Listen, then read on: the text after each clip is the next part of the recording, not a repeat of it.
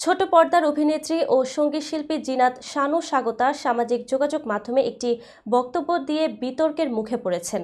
তার মন্তব্য, আমাদের সমাজ পরিবর্তন হচ্ছে, ডিভোর্স নর্মালাইজ হচ্ছে, লিভ টুগেদারও নর্মালাইজ হবে ইনশাল্লাহ।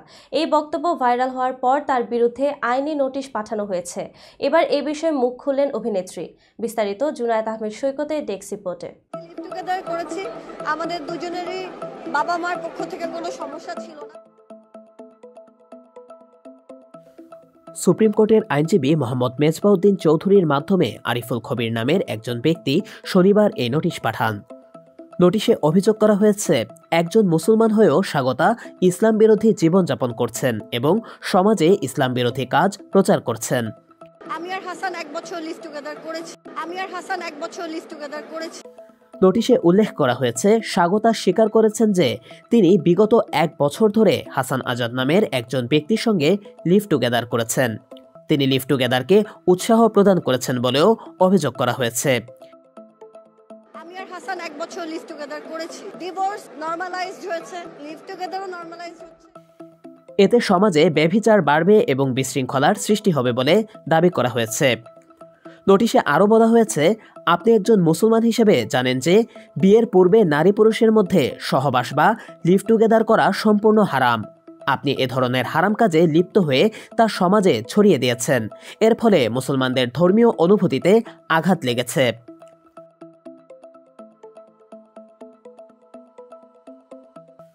নোটিশ প্রাপ্তির 7 দিনের মধ্যে স্বাগতাকে তার বক্তব্য প্রত্যাহার করে প্রকাশ্যে ক্ষমা চাইতে বলা হয়েছে। অন্যথায় তার বিরুদ্ধে আইনানুগ ব্যবস্থা নেওয়া হবে বলে নোটিশে সতর্ক করা হয়েছে। আমি আর হাসান 1 বছর লিভ টুগেদার করেছি। স্বাগতার প্রতিক্রিয়া। আইনি নোটিশের জবাবে গণমাধ্যমকে স্বাগতা বলেন, আমি কাউকে লিভ টুগেদারে উৎসাহ দেইনি। এটি যার যার ব্যক্তিগত রুচি ও পছন্দের বিষয়। আমার কথায় কেউ লিভ টুগেদারে উৎসাহী হবে বলে আমি মনে করি না। তিনি আরও বলেন, আমার প্রথম সংসার টেকেনি।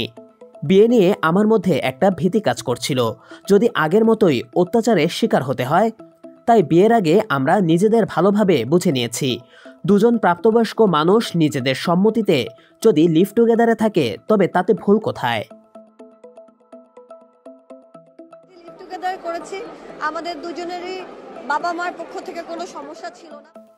আইনি নোটিশদাতার উদ্দেশ্যে স্বাগতা বলেন, যার ধর্মীয় অনুভূতিতে আঘাত লেগেছে তাকে অনুরোধ করব তিনি যেন তার ধর্মীয় নিয়ম মেনে চলেন। আমার জীবন, আমি কি পরিস্থিতিতে কি করেছি সেটা তিনি বোঝার চেষ্টা করুন। স্বাগতার এই বক্তব্য এবং আইনি নোটিশ নিয়ে ইতোমধ্যে সামাজিক যোগাযোগ মাধ্যমে তুমুল বিতর্ক শুরু হয়েছে।